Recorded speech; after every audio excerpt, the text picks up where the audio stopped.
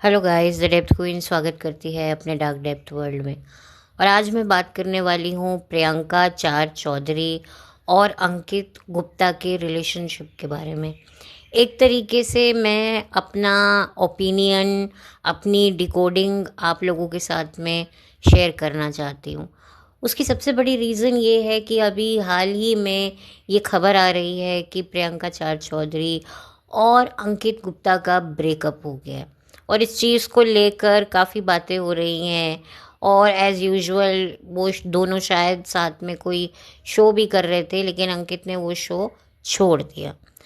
तो मैंने सोचा कि मैं अपना ओपिनियन दूँ, मैं इन दोनों कपल के बारे में क्या सोचती हूँ, वो चीज़ें मैं आप लोगों के साथ शेयर करूँ फ्रॉम द डे वन जब मैंने इन दोनों को बिग बॉस में देखा था। हालांकि इससे पहले ये लोग काम कर चुके हैं टेलीविज़न पर। प्रियंका चार चौधरी पंजाबी म्यूज़िक वीडियोस में बहुत दिखी हैं, मॉडल रह चुकी हैं।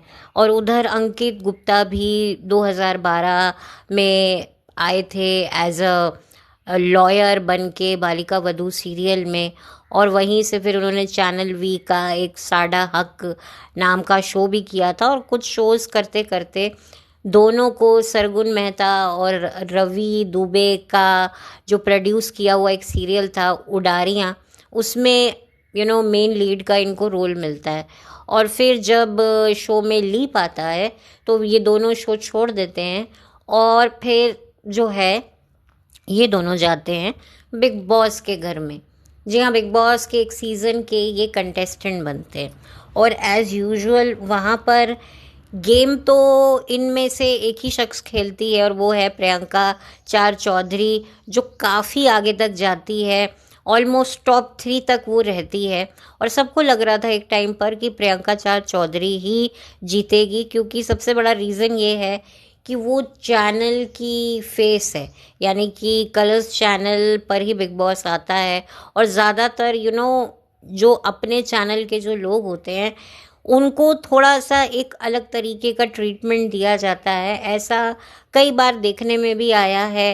वो बात अलग है कि कोई एक्सेप्ट नहीं करता है, क्योंकि क्या होता है ना कि अपने चैनल को अगर आपके आर्टिस्ट को आप प्रमोट करते हो तो इनकी भी आपस की बैकडोर डील्स होती हैं कि भाई हमने आपको काम दिया है।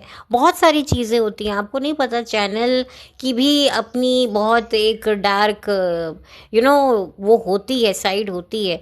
जो चीज़ आगे इतने टाइम से बढ़ रही है तो ऑटोमेटिकली बहुत कुछ होता है। प्रोडक्शन हाउस में भी काफ़ी कुछ प्रॉब्लम्स होते हैं, कई आर्टिस्ट के साथ काफ़ी कुछ चीज़ें सुनने में आई हैं। मैं यहाँ पर कलर्स चैनल की ही बात नहीं कर रही हूँ। बहुत सारे चैनल्स होते हैं जो एक्टर्स के साथ जिनके बहुत ज़्यादा प्रॉब्लम्स चल रहे होते हैं।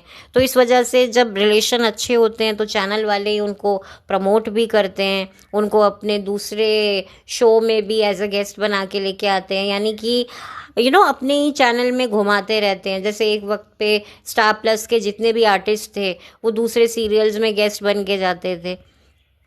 तो बहुत ही ज़्यादा एक मर्ज एपिसोड हुआ करता था। तो ये चैनल की अपनी पॉलिसीज़ होती है, अपनी सांठ गांठ होती है आर्टिस्ट के साथ, कभी अच्छी कभी बुरी। तो खैर, अब मैं बात करूँगी इन दोनों के रिलेशनशिप के बारे में। तो दोनों साथ में नज़र आए। मैंने पहली बार दोनों को, मैंने इससे पहले दोनों को नहीं साथ में देखा था, ना ही इनका कोई शो देखा, ना कोई पंजाबी म्यूज़िक वीडियो देखा। और मुझे ये दोनों साथ में बिग बॉस के एक सीज़न में दिखे थे जिसमें अर्चना गौतम थी और वो थे आपके साजिद खान। तो एक तरीके से साजिद खान का जो सीज़न था उसमें ये दोनों गए थे। और अंकित की पर्सनालिटी बहुत ज़्यादा दिखी नहीं। अंकित बैक फुट पे रहता था ज़्यादा, प्रियंका चार चौधरी ही फ्रंट फुट पर रहती थी। और यहाँ गेम की अगर मैं बात ना करके दोनों के रिलेशनशिप की बात करूँ ना, तो दोनों का रिलेशनशिप कभी भी खुलकर सामने नहीं आया। और ख़ास तौर पे अंकित की तरफ से तो लाइक ऐसा था कि उसको देखकर लगता था कि वो ज़बरदस्ती इन सब पचड़ों में पड़ा हुआ है।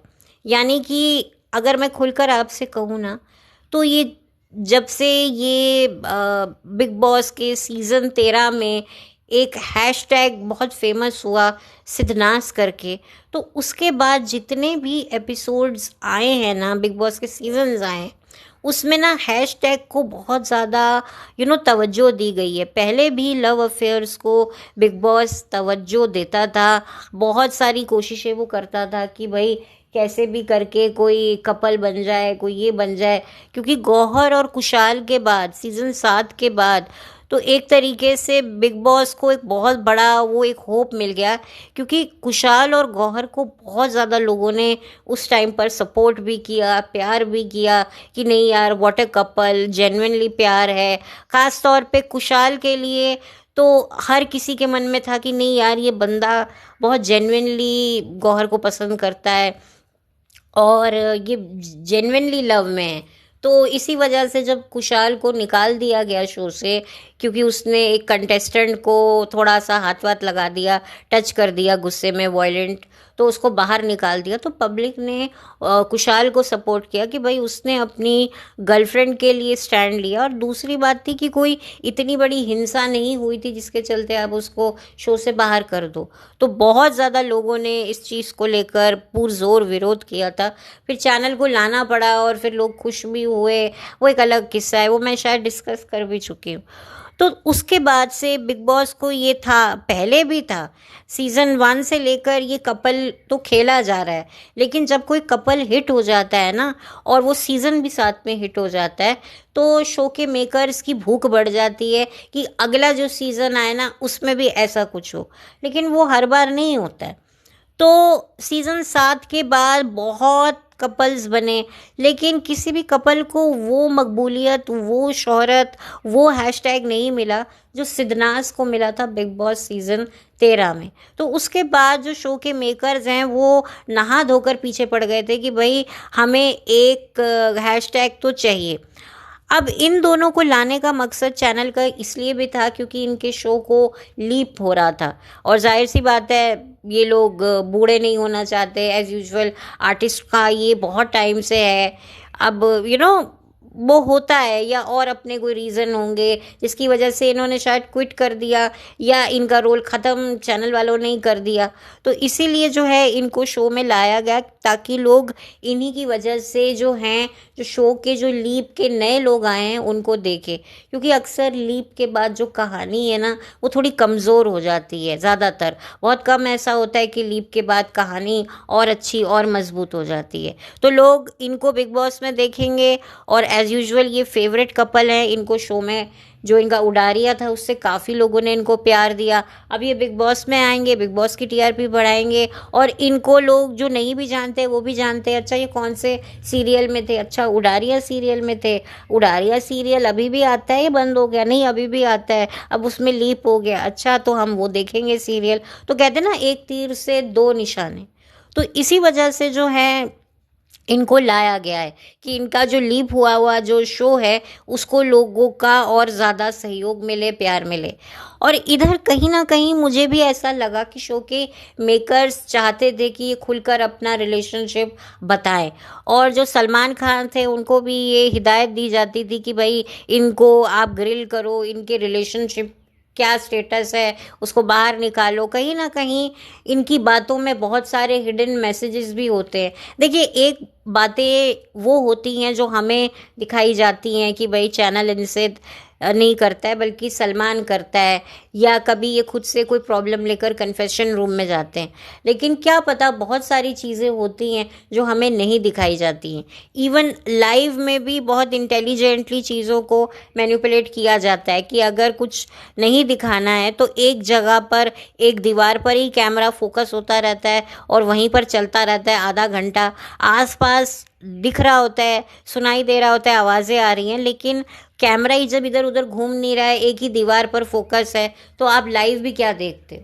तो इसी वजह से जो है लाइव में भी कोई चीज़ आप पकड़ नहीं पाते हो, और जो पकड़ पाते हो वो भी चैनल की मर्ज़ी से पकड़ पाते हो, ताकि चैनल चाहता है कि मुझे लोग क्रिटिसाइज़ करें, और क्रिटिसाइज़ करके ही जो है मुझे लैमलाइट मिले। और इसी वजह से जो है अक्सर जो है बिग बॉस कंट्रोवर्सी में रहता है, क्योंकि बिग बॉस जितना ज़्यादा कंट्रोवर्सी में रहेगा उतना उसकी टीआरपी के लिए अच्छा रहेगा। कहते हैं ना, नेगेटिव पब्लिसिटी बहुत कभी कभी पॉजिटिव पब्लिसिटी से भी ज़्यादा काम कर जाती है। तो ये बिग बॉस की हमेशा से रणनीति रही है। तो यही वजह है कि ये कपल मुझे डे वन से फोर्स कपल लगा, और बहुत ज़्यादा इनको फोर्स किया जाता था कि एक हैशटैग बने। और अगर आप एक रेडीमेड कपल को लेकर आते हो ना, तो सबसे बड़ा फ़ायदा होता है, किसी ने बहुत सही बात करी कि जो रेडीमेड कपल आते हैं ना, वो अपना रेडीमेड कलेश लेकर आते हैं, उनके पास एक रेडीमेड कंटेंट होता है। जो कपल यहाँ पे बनते हैं उनकी सिचुएशंस बिल्कुल अलग होती हैं, लेकिन जो बने बनाए आते हैं, जैसे अंकिता लोखंडे और विकी जैन, ये दोनों पति पत्नी ऑलरेडी हस्बैंड वाइफ थे, तो ये जब आए तो इनके आपसी आपसी कलह कलेश दिखाई दिए कि भाई विक्की तो बिल्कुल परेशान रहता है अंकिता से, अंकिता अपना अलग करती रहती है, इस पर डोमिनेट करने की कोशिश करती है, इसको कंट्रोल करने की कोशिश करती है। मतलब जिस तरह से चीज़ें दिखाई गई कि भाई पति पत्नी एक दूसरे को कोस रहे हैं, पत्नी जो है चप्पल लाते मार रही हैं, और यही वजह है कि अंकिता की सास आकर 4 बातें अंकिता को सुना गई। उधर अंकिता की मम्मी भी आ गई जी अपनी बेटी का पक्ष रखने के लिए। तो ये ड्रामा, फैमिली ड्रामा बहुत काम आता है। रेडीमेड कलेज से बहुत अच्छा एक जेन्युइन ड्रामा भी लगता है। लोगों को लगता है नहीं यार, हस्बैंड वाइफ ये भी हमारी तरह लड़ते हैं, तो लोग बड़े इन्जॉय करके देखते हैं कि अच्छा इनमें भी ये बात होती है, वो रिलेटेबल महसूस करने लगते हैं। तो इससे टीआरपी बढ़ने लगती है, और चैनल को तो हर पॉसिबिलिटी चाहिए होती है।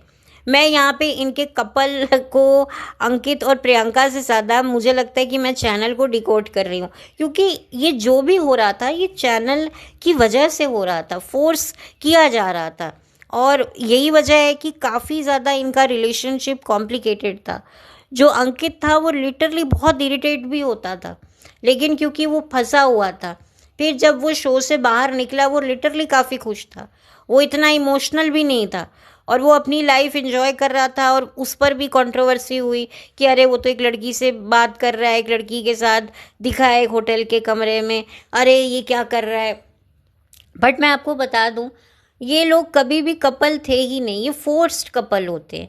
बहुत सारे ये जो कई ऐसे आपने देखा ही होगा, टेलीविज़न के जो सीरियल्स में काम करने वाले आर्टिस्टों में प्यार हो जाता था, फिर शादी हो गई, फिर अब उनके बच्चे हैं। एक ज़माना ऐसा भी आया था, एक दौर ऐसा भी आया था।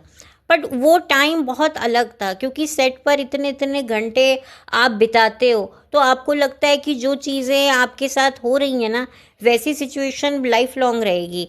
आप हस्बैंड वाइफ, गर्लफ्रेंड बॉयफ्रेंड का रोल कर रहे हो, एक दूसरे को टच कर रहे हो, कितनी बार एक दूसरे से गले मिल रहे हो, तो वो अट्रैक्शन इतना ज़्यादा हावी हो जाता है कि आपको लगता है यार ये जो सच है ना, ये डिल्यूजन की जो दुनिया है यही सच्ची है, और सारी ज़िंदगी ऐसा ही रहने वाला है। और इसी चक्कर में शो ख़त्म तब लंबे लंबे चलते थे, ज़्यादातर लोग शो छोड़ते नहीं थे। तो यही वजह होती थी कि उनको शादियां हो जाती थी, और अगर वो शो छोड़ते भी थे तो शादी कर लेते थे कि चल यार एक कमिटमेंट हो जाए, वो एक अलग बात होती थी। लेकिन अब क्या है, जो काम करते हैं साथ में वो थोड़े प्रैक्टिकल हैं, तो उनको थोड़ा इमोशनल करना चैनल के लिए डिफ़िकल्ट होता है, क्योंकि वो भी जानते हैं कि ये जो भी हम एक्टिंग कर रहे हैं ये सरासर एक स्क्रिप्टेड है, असल में ये भी अलग है, मैं भी अलग हूँ। तो अब लोग जो है ना अपने उस चीज़ को बहुत अलग से देखते हैं। और कुछ लोग तो अगर कोई साथ में काम कर रहा है और उनको एक दूसरे की तरफ चलो अट्रैक्शन हो भी जाती है, वो कपल बन भी जाते हैं, तो भी उनको पता होता है भाई शादी तो हम करेंगे नहीं, हमारा ठीक है टाइम पास करेंगे, एक दूसरे को यूज़ करेंगे। क्योंकि अब लोगों की सोच बहुत बदल रही है, अब उनके लिए अलग होता है। वो कहते हैं कि भाई हम इतनी जल्दी आकर शादी कर लें, ये सब नहीं हो सकता है। और जो लड़कियां ऐसा सोचती हैं कि नहीं नहीं शादी करती हैं, उनका क्या हाल होता है, और जो लड़के प्यार मोहब्बत में फंस जाते हैं उनका क्या हाल होता है, आपको पता ही है। तो कई बार ऐसा भी होता है कि जो एक पार्टनर होता है वो समझ जाता है, पहले तो उसको शुरू शुरू में प्यार हो जाता है, शादी की बातें भी हो जाती हैं, लेकिन जैसे ही वो उस शो से बाहर निकलता है, उस शो को छोड़ता है, तब उसको रियलाइज़ होता है कि लाइफ में और भी कई सारी चीज़ें हैं। लेकिन जो फीमेल्स होती हैं ज़्यादातर वो इमोशनल ब्लैकमेल करती हैं, क्योंकि आजकल जो कपल्स हैं वो इतने ज़्यादा एडवांस हैं कि भाई वो सारी लिमिट क्रॉस कर लेते हैं और फिर उन्हीं लिमिट्स का हवाला देकर एक दूसरे को जो है ब्लैकमेल करते हैं कि भाई तूने मेरी लाइफ ख़राब कर दी, तूने मुझे यूज़ किया। तो इतना प्रेशर चलता रहता है ना, तो ये बहुत ही ज़्यादा प्रेशर से भरा, टॉक्सिक से भरा रिलेशनशिप होता है। और प्लस अगर चैनल का भी अगर इसमें इंटरफेरेंस हो, फोर्स हो, तो बहुत ज़्यादा क्लॉस्ट्रोफोबिक हो जाता है। और कुछ लोग बहुत अच्छे से इस चीज़ को दोनों पार्टी इंजॉय करते हैं, उनको पता है हमारा रिलेशनशिप फेक है, लेकिन वो उसमें भी इन्वॉल्व हो जाते हैं और उनको मज़ा आने लगता है। उनको पता है यार ये तो एक्टिंग ही चल रही है, हम ऑन स्क्रीन एक्टिंग करते हैं तो यहाँ पर्दे पर एक्टिंग करते हैं, क्या फ़र्क पड़ता है। और कुछ लोग होते हैं कि नहीं यार, वो अपनी चॉइसेस को भी प्रायोरिटी देते हैं कि नहीं यार मैं नहीं कर सकता या नहीं कर सकती है। तो ये चीज़ें ना उनको सबसे ज़्यादा वो नहीं इंजॉय कर पाते, उनकी बॉडी लैंग्वेज से भी लगता है कि ये एक दूसरे से कंफर्टेबल नहीं है, लेकिन उनको करना पड़ता है। क्योंकि देखो, अगर आपको इस प्रोफेशन में आगे बढ़ना है, नो मैटर आपके पास टैलेंट है, सुंदरता है, हाइट है, फिगर है, बॉडी है, सब कुछ है, लेकिन यहाँ पर एक चीज़ और भी मायने रखती है कि जितना आप अपने ऊपर के जो लोगों के साथ जो है कॉर्डियल रहोगे, उनकी हर बात मानोगे, तो वो भी आपको हेल्प करेंगे।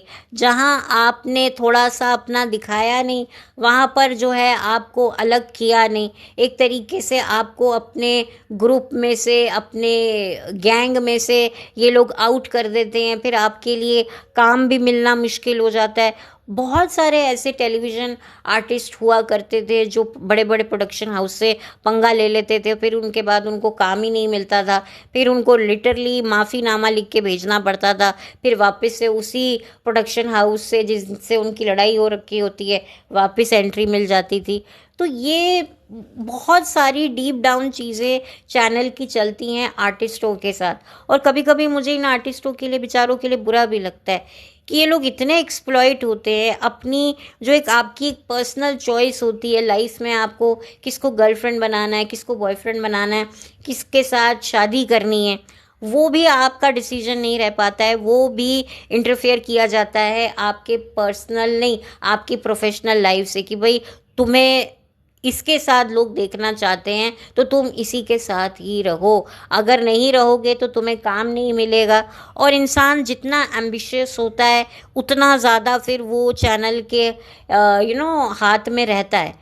तो ये भी एक बहुत बड़ी बात होती है। कुछ लोग ऐसे होते हैं कि स्टार्टिंग में वो बर्दाश्त कर लेते हैं, कुछ नहीं कर पाते हैं तो वो वेट करते हैं किसी ऐसी अपॉर्चुनिटी का कि जहाँ पर उनको लगेगा कि भाई अगर हमने ये चीज़ कर ली तो हम थोड़े पावर में आ जाएंगे, फिर उसके बाद हम अपने डिसीजन ले पाएंगे, हम चैनल को फिर बता पाएंगे कि भाई हम क्या चीज़ है। तो लोग इसका भी वेट करते हैं। और कुछ लोगों को तो काफ़ी वक्त लग जाता है तो भी उनको जो है वो अपॉर्चुनिटी नहीं मिलती है कि जहाँ पर वो अपने आप को साबित कर पाए चैनल के नज़रों में कि नहीं भाई अब हमारा टाइम है, जितना हमें आपका सुनना था हमने सुन लिया।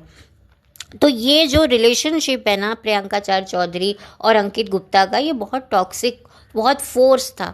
ये कभी भी मुझे नहीं लगा कि भाई ठीक है, एक अट्रैक्शन हो जाती है, एक इन्फैचुएशन हो जाती है, लेकिन अब वो टाइम चला गया कि भाई आपको जिससे इन्फैचुएशन है, अट्रैक्शन है, आपको उसी से ही शादी करनी पड़े। अब लोगों की माइंड सेट बहुत अलग हो गया है। आप लोगों ने फिल्मों में भी देखा होगा कि बचपन में आपको किसी लड़का लड़की से प्यार हो जाता है तो माँ बाप क्या करते हैं, अलग कर देते हैं उनको एक दूसरे से, कि एक दूसरे से दूर रहेंगे, दूसरे लोगों में रहेंगे तो थोड़ा माइंड चेंज होगा, थोड़ा माहौल चेंज होगा और लड़के लड़कियाँ दिखेंगे तो फिर आप भूल जाओगे। और ऐसा होता भी है क्योंकि आप बहुत जल्दी चीज़ें डिसाइड कर लेते हो कि भाई मुझे ये लड़की पसंद है, मैं इसी से शादी करूँगा, मुझे ये लड़का पसंद है, मैं इसी से शादी करूँगी। लेकिन जब वो बाहर निकलते हैं ना, जब वो दुनिया को देखते हैं, इसी वजह से कई पेरेंट्स अपनी लड़कियों की शादी क्यों जल्दी करते हैं कि भाई ये जितना बाहर निकलने लगेंगी फिर इनकी बुद्धि डेवलप होगी, फिर ये अपने आप टाँटा टाँटा करेंगी, अपनी मर्जी से मनमानियाँ करेंगी। तो इससे बेहतर है कि अभी ही इनकी शादी करवा दो, ताकि जब ये ग्रो करें तब ये अपने पति के साथ ही ग्रो करें, अपने ससुराल में ही ग्रो करें, जो करना है करें, घूमे फिरे, पति की जिम्मेदारी होगी, सास ससुर की जिम्मेदारी होगी, तब हमारी कोई नहीं होगी। बस एक बार बेटी को विदा कर दो, इससे पहले बेटी जो है अपनी मान मर्यादा सब भंग कर दे और ऊंच नीच हो जाए, उससे पहले जो है इसके हाथ पीले करके इसको विदा कर। तो यही वजह होती थी कि पहले खटखट करके लड़कियों को मैच्योर होने से पहले, थोड़ा और समझदार होने से पहले कि उनकी शादी कर ली जाती थी। और यही वजह है कि आज भी बड़ी उम्र की जब लड़कियां हो जाती हैं और उनकी शादी नहीं होती है ना, तो लगता है यार अब इनकी शादी हो भी जाएगी तो ये कहाँ सेटल होंगी। अब जो इनकी जो माइंड सेट है वो फ्लेक्सिबल रहा ही नहीं, क्योंकि जब आप यंग होते हो ना आप थोड़े से फ्लेक्सिबल होते हो, लेकिन जैसे जैसे आप ग्रो करने लगते हो आपकी जो फ्लेक्सिबिलिटी होती है सोच की, समझ की, वो कम होने लगती है, वो बहुत रिजिड पक्की आप कह लो। तो ये बात सही भी है। तो इसीलिए जो है लड़कियां कम उम्र की ली जाती हैं लड़कों के लिए कि भैया जो हस्बैंड एक आंख दिखाएगा तो बीवी यानी जो लड़की है वो बैठ जाएगी चुपचाप से, वो एडजस्ट हो जाएगी। बड़ी उम्र की लड़कियां कहाँ एडजस्ट होती हैं, तो ये भी प्रेशर होता है। लेकिन अब खैर लड़कियां खुद स्मार्ट हैं, बोल्ड हैं, अब उनकी अपनी चॉइस होती है कि भाई किस उम्र में उनको शादी करनी है, किस उम्र में उनको बच्चे करने हैं। बट एक टाइम वैसा वाला था जब इस तरह की सिचुएशंस होती थी, तो इसीलिए मैंने उसका जिक्र किया। मैं आज के हालात की बात तो कर नहीं रही हूँ, आज के हालात तो बहुत बदल गए हैं लड़कियों के मामले में, और रिलेशनशिप्स के मामले में भी अब लड़कियाँ काफ़ी प्रैक्टिकल हो चुकी हैं।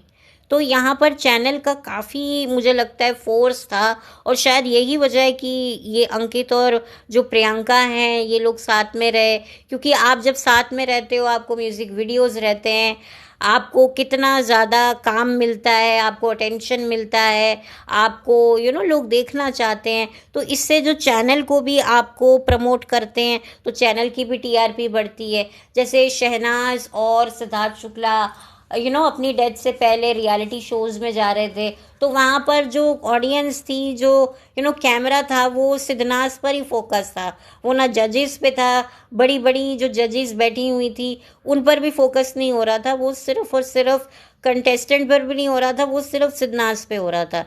तो इस तरह की जो चैनल को वो चाहिए थी, और जिसकी वजह से उन्होंने भी सोचा, एक कंपेयर किया कि भैया एक और हमें हैशटैग चाहिए जिसकी वजह से हमें आगे जाकर काम मिले। और मैं आपको सच बताऊं, इस एंटरटेनमेंट इंडस्ट्री में आर्टिस्टों को बहुत एक्सप्लॉइट किया जाता है, उनको पेमेंट इन काइंड देकर उनको रियलिटी शो जितवा दिए जाते हैं, फिर उनको यूज़ किया जाता है अपने गोरख धंधे के लिए, कामों के लिए। तो इस वजह से भी गिव एंड टेक तो हर जगह पे चलता है। तो यहाँ पर मैं आपको बता दूं कि इनका रिलेशनशिप कोई भी वैलिड नहीं था। थैंकफुली इनका ब्रेकअप हो गया और ये बच गए हैं, नहीं तो क्या होता। कुछ कपल की तो शादी भी उनको करनी पड़ती है, उनको लगता है हाँ शादी करेंगे, साथ में रहेंगे, ठीक लगेगा तो बच्चे भी पैदा कर लेंगे, फिर अलग हो जाएंगे, फिर एक को पेरेंटिंग का ड्रामा खेलेंगे। और जैसे कई कपल्स करते भी हैं, उनके लिए शादी करना, बच्चे पैदा करना it's not a big deal कि अरे हमने शादी कर के बच्चे किए हैं तो हम तलाक कैसे ले सकते हैं। ऐसा कुछ नहीं होता है।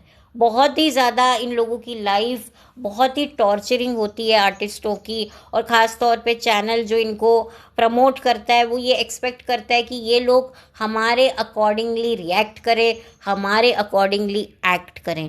और यही वजह रहती है कि चैनल की वजह से इनको फिर बहुत सारे ऐसे बातें भी करनी पड़ती हैं, एक दूसरे से डायलॉग बाजी भी करनी पड़ती हैं, इस तरह के घुमा फिरा के आंसर देने पड़ते हैं कि भाई बस बना रहे, बातों ही बातों में इशारा कर देते कि हाँ हम शादी का सोच रहे हैं, सोचता हूँ मैं, ये है वो है। तो ये सब ये सब स्क्रिप्टेड होता है कि भाई कैसे हमारे बारे में बज़ बने। तो मैं तो बहुत थैंकफुल हूँ कि इन दोनों का ब्रेकअप हो गया। अब ये दोनों अपनी चीज़ों को अपने तरीके से हैंडल करेंगे। हाँ, वो बात अलग है कि अब जो है इनके ब्रेकअप को भी इनकैश किया जाएगा। कुछ ऐसे डायलॉग्स भी आपको सुनाई देंगे, हाँ, I miss him, I miss her. तो इससे बज़ भी बना रहेगा कि जुदा होकर भी तुझ में कहीं बाकी, इस तरह के गाने भी बजेंगे। अब ऐसा ही होता है कि भाई साथ रहकर जितना कमाया है उतना ब्रेकअप करके कमाएंगे तो सही, चैनल इनको छोड़ेगा तो है नहीं। तो ये इतना आसान नहीं होता है ग्लैमर इंडस्ट्री में सरवाइव करना। तो थैंकफुली अब ये लोग अलग हो गए हैं और I wish both of them good luck. मैंने इससे पहले भी तेजरन के ऊपर भी मैंने जो है एक वीडियो बनाया था, उनके रिलेशनशिप को भी मैंने डिकोड किया था और आप लोगों ने उस वीडियो को बहुत सपोर्ट दिया था। तो मैंने वहाँ पर भी यही बात बोली थी कि ये प्रेशर से ये बनता है, हैशटैग बनता है, साथ में कुछ फिल्में भी मिल जाती हैं, फिल्मों से ज़्यादा गाने मिल जाते हैं, तो ये एक बात हो जाती है। तो एक बज़ बना रहता है कि आप कुछ ना करके भी मीडिया में आपके बारे में बातें होती रहे, आपके बारे में चर्चा होती रहे, तो आप उसी चीज़ को भी इंजॉय करते रहते हो। तो ये दोनों चीज़ों का फ़ायदा तो होता ही है। अब इनके ब्रेकअप का भी फ़ायदा होगा, लोग इनके बारे में बात कर रहे हैं, अरे देखो अनफॉलो कर दिया है, अरे देखो ये एक दूसरे को अवॉइड कर रहे हैं, तो ये बात होती है। अब जैसे हाल ही में करीना कपूर और शाहिद कपूर साथ में मिले हैं, तो वो क्यों मिले हैं? अगर आप लोग सोचें, क्योंकि उस इवेंट को हाईलाइट करना था, कुछ उसमें ऐसा हाईलाइट पॉइंट देखना था कि लोग उस आईफा अवार्ड को देखें, तो बट उसके बावजूद भी वो कुछ काम नहीं आया। तो इस तरह की चीज़ें प्लान्ड होती हैं कि कुछ ऐसा करो जिसके बारे में बात होगी, फिर लोग देखेंगे, फिर लोग शाहिद को ढूंढेंगे, करीना को ढूंढेंगे कि भाई वो एक दूसरे का परफॉर्मेंस देखकर कैसे रिएक्ट कर रहे हैं। तो ये सारी चीज़ें ना प्लान्ड होती हैं। पब्लिक को इमोशनली मैनिपुलेट किया जाता है और बहुत ज़्यादा मैनिपुलेट किया जाता है। और अभी भी मैं एक और वीडियो बनाने की सोच रही हूँ, पता नहीं, एक व्लॉगर के ऊपर, जो अभी जिन्होंने हाल ही में बद्दुआएं दी हैं, उन्होंने भी बद्दुआ देना शुरू कर दिया है कि मेरी लगेगी। तो कौन है जिनके अभी पेट की भी डेथ हुई है, तो उसको लेकर भी काफ़ी बातें चल रही हैं और मैंने भी उनके जो हैं देखे हैं आगे पीछे के व्लॉग्स। तो मैं सोच रही हूँ कि मैं उन पर भी अपना थोड़ा सा प्रकाश अपना डालूँ, आप लोगों पर उस सिचुएशन का प्रकाश डालूँ। तो मैं सोच रही हूँ कि मैं वीडियो बनाऊँ या नहीं बनाऊँ, तो मैं थोड़ी असमंजस में हूँ। हालांकि मैं नाम तो नहीं लूँगी, ना अब लूँगी ना तब लूँगी जब वीडियो बनाऊँगी, पर मुझे करना तो है, मुझे बनाना तो है, क्योंकि बहुत टाइम से मैंने ना इन व्लॉगर्स के बारे में बात नहीं करी है। तो अब मेरा बड़ा मन कर रहा है कि मैं बात करूं, और क्योंकि अब इन्होंने वापस से बद्दुआएं दी हैं, तो मैं सोचूंगी, मैं थोड़ा सा सोच रही हूँ कि मैं बात करूं। तो खैर, अब मैं इस वीडियो को बंद करती हूँ। तो मेरा कोई हेट नहीं है अंकित से, ना ही कोई हेट है प्रियंका से। दोनों ही अपनी अपनी जगह पर सही होंगे और दोनों ने अगर ब्रेकअप किया है तो कुछ सोच कर ही किया है। और आप देखिए ना, अगर चलिए इनको हम एक साइड पे हटा भी दें, चैनल को हटा दें, तो ये कितना ज़्यादा टॉक्सिक है कि एक लड़का बिल्कुल भी शादी करना नहीं चाहता है, प्रैक्टिकल है, और एक लड़की इमोशनल है, वो कब तक उसके लिए वेट करेगी, है ना? कब तक आप ऐसे रिलेशनशिप में रहोगे जहाँ पर आपको कुछ मिले ही नहीं? और जाहिर सी बात है, मतलब एक तरफा रिलेशनशिप में रहना मतलब यही होता है ना, दीवार के साथ सर फोड़ना, वही वाली बात हो गई। क्योंकि अंकित काफ़ी प्रैक्टिकल लड़का है, वो शायद मैरिज करना नहीं चाहता, वो शादी में यकीन नहीं रखता है। और कौन सी लड़की जो है इतना वक्त बिताएगी, उसको शादी भी करनी है, उसको बच्चा भी चाहिए, ये भी चाहिए, वो भी चाहिए, तो फिर वो पॉसिबल नहीं है। अगर मैं चलो चैनल को हटा कर भी ये देखूं, तो ये बड़ा ही बेवकूफ़ाना होता है। आप कितना अपना वक्त बर्बाद कर दोगे? आपके पास और भी अच्छे काम हैं, आपकी अच्छी अपॉर्चुनिटीज़ हैं। आप कब तक एक ऐसे रिलेशनशिप में रहोगे जहाँ से आपको 2% भी कुछ ना खुशी मिले? तो एक तरीके से जो भी हुआ है सही हुआ है, और थोड़ा प्रैक्टिकली देखें। हम लोगों की वजह से इन लोगों की लाइफ देखा जाए तो झंड होती है, क्योंकि हम लोग साथ देखना चाहते हैं। Oh what a couple. देखिए ये सारी चीज़ें ना कीजिए। कोई भी परफेक्ट कपल होता नहीं है। क्या आप लोगों के माँ बाप परफेक्ट हैं? क्या आप लोगों के भाई या बहन जिनकी शादियां हो चुकी हैं वो अपने रिस्पेक्टेड पार्टनर्स के साथ एक परफेक्ट लाइफ जी रहे हैं? नहीं जी रहे हैं। क्या आप जी रहे हैं एक परफेक्ट पार्टनर के साथ? नहीं जी रहे हैं। तो फिर कैसे हो सकता है? और सन 2020 के बाद तो अब लोगों को और भी ज़्यादा प्रैक्टिकल हो जाना चाहिए। लोगों को और भी ज़्यादा समझना चाहिए कि भाई जो दिख रहा है ना वो बिल्कुल भी वैसा नहीं है। हर चीज़ के पीछे एक नई चीज़ छिपी हुई है, और हर एक चेहरे के पीछे एक काला चेहरा छिपा हुआ है। ये आपको बातें अब ध्यान में रखनी चाहिए। हम लोग फोर्स करते, हमारे एक्सपेक्टेशंस को पूरा करने के लिए बेचारे आर्टिस्ट जो हैं ये इमोशनली ब्लैकमेल होते हैं। इनको कितना टॉर्चर सहना पड़ता है चैनल की तरफ से।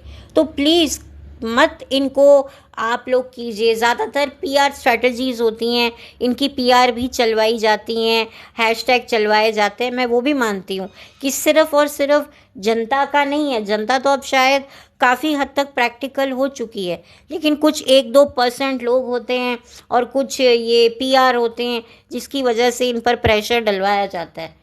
तो खैर मुझे बस इतना ही कहना था। मैंने एक तरीके से इनके रिलेशनशिप से ज़्यादा जो आसपास की जो सिचुएशन है उसको मैंने डिकोड ज़्यादा कर दिया, क्योंकि जाहिर सी बात है ये लोग शायद अगर इनको चैनल का प्रेशर नहीं होता तो ये बहुत टाइम पहले ही ब्रेकअप कर लेते। लेकिन बिग बॉस से निकलने के बाद इतनी जल्दी ब्रेकअप्स होते नहीं हैं। ज़्यादातर मेजॉरिटी क्या होता है, कुछ टाइम से खामोश हो जाते हैं, धीरे धीरे वो बात करना बंद कर देते हैं। इंटेलिजेंटली तो समझ में आने लगता है। कुछ लोग होते हैं जो अपने रिलेशनशिप को बाहर निकल कर इनकैश करते हैं सोशल मीडिया पे, भले ही उनको कोई तवज्जो दे या ना दे, फिर उसके बाद उनका ब्रेकअप एज यूजुअल हो ही जाता है। तो सबके अपने अपने तरीके होते हैं। तो खैर जितना मैं समझी हूँ, जितना मेरी समझ है, उसके अकॉर्डिंगली मैंने अपना एक पक्ष रखा है। कोई हेट नहीं है। और बस मैं चैनल को भी रिक्वेस्ट करना चाहूँगी कि प्लीज़ ये प्यार मोहब्बत के मामले में जो है किसी को फोर्स ना कीजिए। ज़िंदगी में ना कुछ ऐसे डिसीजंस होते हैं, कुछ ऐसी फीलिंग्स होती हैं जो हम पर नहीं थोपी जाती हैं, और जब वो थोपी जाती हैं ना तो बड़ी तकलीफ़ होती है। तो खैर बस चलती हूँ, लौट कर मिलती हूँ। Have a blessed day, bye, thank you. आज वीडियो बहुत लंबा हो गया, चलती हूँ।